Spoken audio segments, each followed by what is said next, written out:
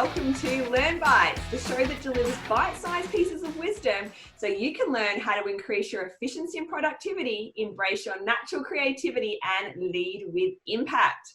I'm Samantha Garrett from Using Technology Better, and joining me today to share their wisdom on the show is Nick Ginsburg. Hi Nick, thanks for joining us. Hi Samantha, thanks for having me. I'm very excited to be here. I'm very excited to have you.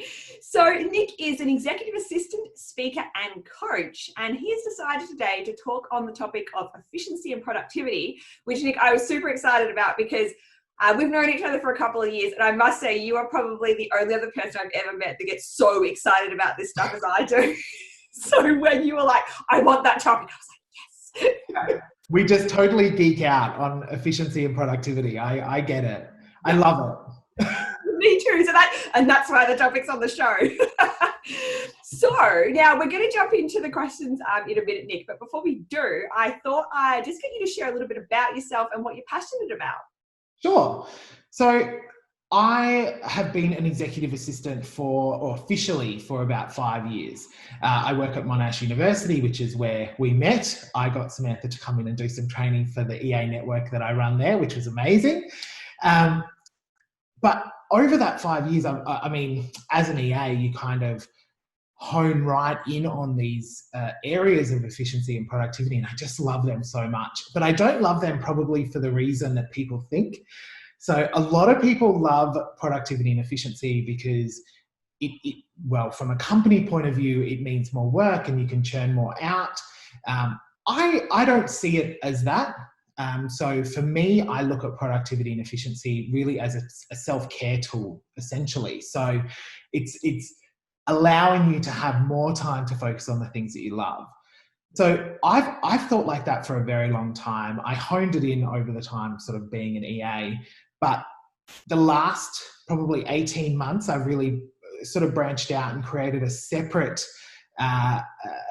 sort of brand for myself outside of Monash. So I do a lot of stuff within the EA community worldwide on productivity and efficiency, and also the human aspect of the role. So looking at emotional intelligence and self-care and making sure that we're being our best selves. And so I do a lot of that. So I speak on that. I'm a coach. So yeah, so I kind of wear a couple of different hats. But this is definitely a big passion of mine. Love it. I love that the topic is just your passion, which just makes it awesome. It was a perfect fit. So easy. So good. I just had so many thoughts when you were saying that little intro, but I'm going to save them until the end, and then we'll touch back on some of them. So Nick, as you know, the show is all about bite-sized pieces of wisdom, which is probably just as well, because otherwise we could talk on this topic forever and ever. So that's why we're going to put a 4-minute timer on. And I'm going to do 8 questions. We've got 8 questions to get through in 4 minutes. Now, if we get through all of them, I'm doubtful, but we may. At the end, then you can jump in and ask me a question. So okay. There we go. All right. Are you ready if I pop this timer on? I'm ready. I feel like this is the beep test in high school. I'm like a little bit nervous that I'm going to like run out of oxygen at the second beep. So hopefully not. I'm not as mean as the PE teachers as well. I could, I got a little bit of flexibility. If you're saying something really interesting, I'm probably going to let you keep going. So great, good. All right, so I'm going to click start and we will be away. First mobile phone and current phone. Okay, first mobile phone was my Nokia 5110. And my current phone is an iPhone 11 Plus. No, iPhone 11 Pro Max, the big one. Yeah. What does working efficiently and productively mean to you? Exactly what I was saying before, that it's being able to get your work done and work in your life as well, done in the amount of time that allows you to spend more time on the stuff that you love and be able to take care of yourself and your family and your relationships is really important. When and where do you work best? Okay. Where, it doesn't matter, right? I can kind of work anywhere. And this whole pandemic has proven that, I think. But when, I'm a very big morning person. So it's like 7 a.m. to like lunchtime, I'm running at full turbo speed. But after that, I kind of drop back down a little bit. So definitely the morning. Interesting. I mean, maximum Nick in the morning, and then slightly reduced Nick in the afternoon. Yeah. Favorite app for helping your efficiency or productivity? Whew. Okay. Trello is probably the biggest one for me at the minute. Just from a point of view of being able to track workflow and be able to sort of set reminders and all of that. I'm really loving Trello at the minute, but there's so many out there that do very similar things. So, biggest efficiency or productivity challenge? Oh.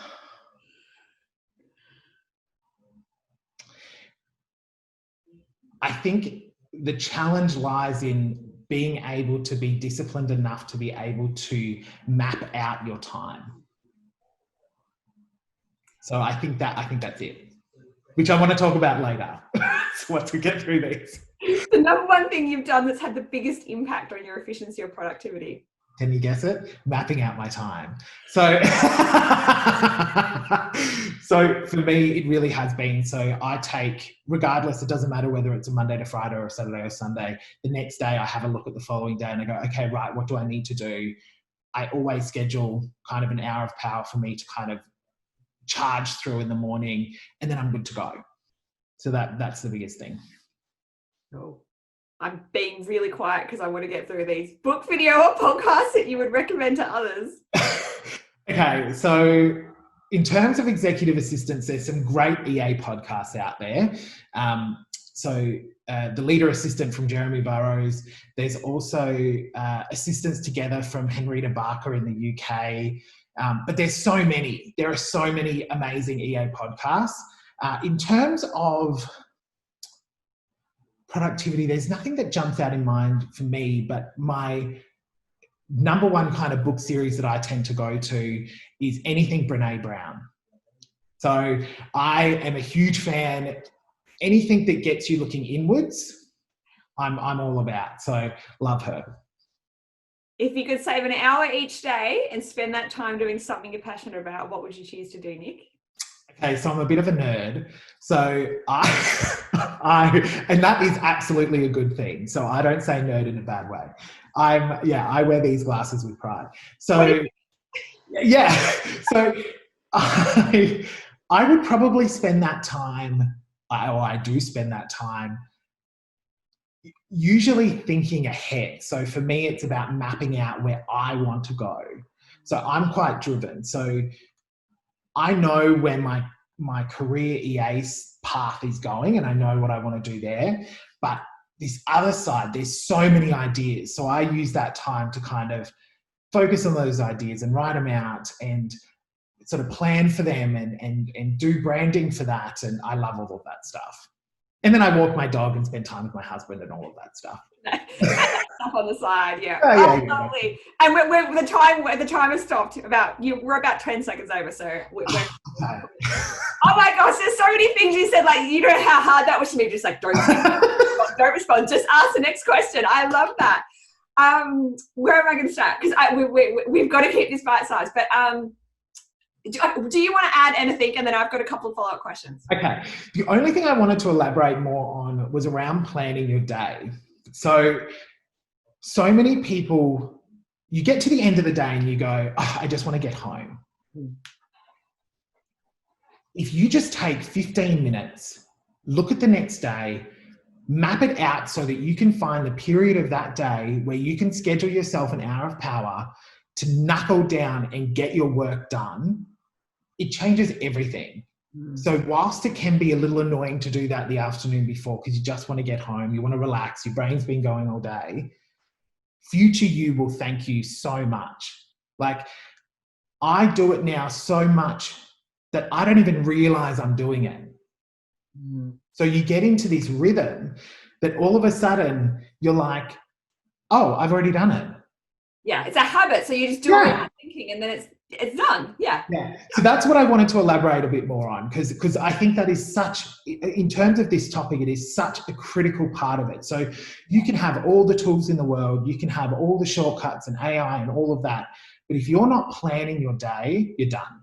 Oh, Yeah, I couldn't agree more. And it's so interesting because as you were saying that too, a couple of the people's work I've been getting into recently. One is Laura Vanderkam, and there was someone else I watched a episode on recently, but they were talking about planning your time and using your time with intention. And to use it with intention requires you to plan it. And even what you were saying, like, I'm glad I'm not the only nerdy one, because I will plan my time on weekends and all that, because then I feel like it is with intent, and I plan in rest time and time doing all the things I love, and I can do everything without guilt because it's planned with intent.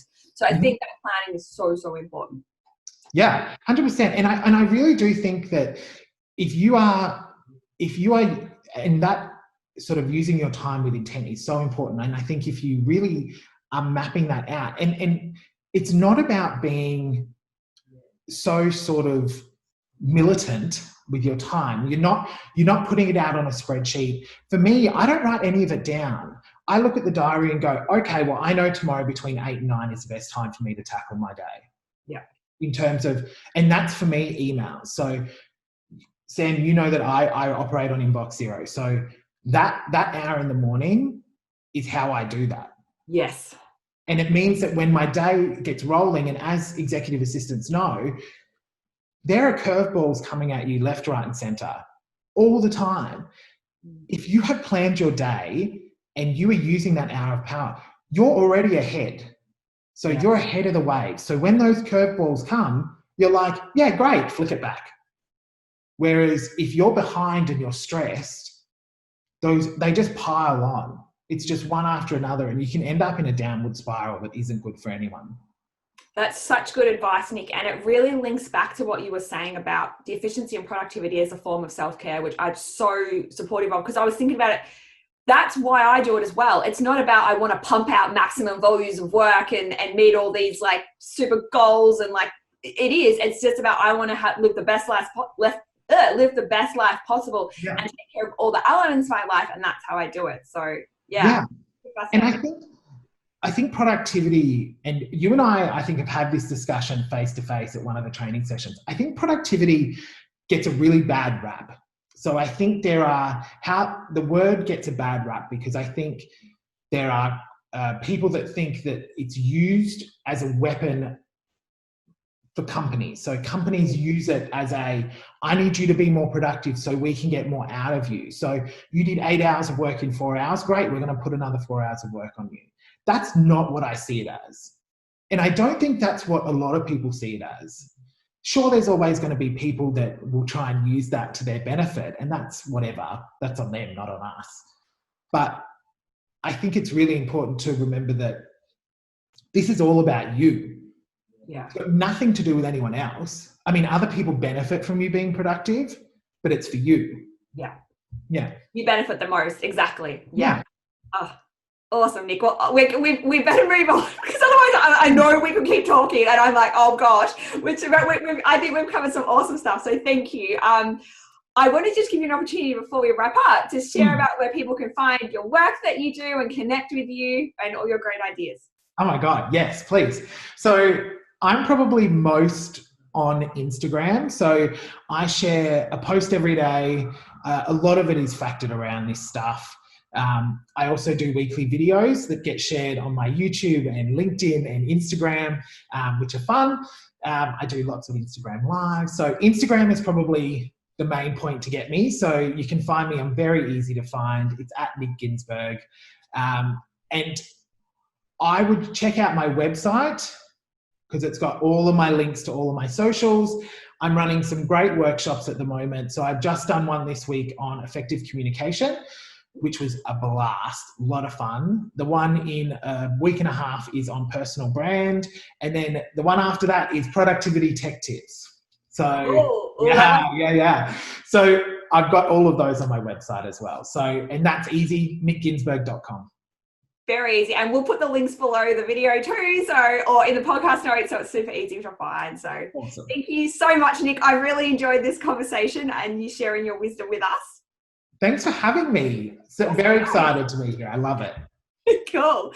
So thanks everyone for joining us. If you've enjoyed the conversation today, then we would love you to subscribe to the Using Technology Better YouTube channel, Or if you're listening to the podcast, you can follow the show so you get notified about all the latest episodes. We also have a little friendly fortnightly newsletter, which is all about efficiency and productivity and organization, my favorite topics. So if that sounds like your kind of thing, you can use the link below to subscribe to that too. So that's it for the show today, but I will see you again soon for another bite-sized piece of the learning adventure that is life. See you then.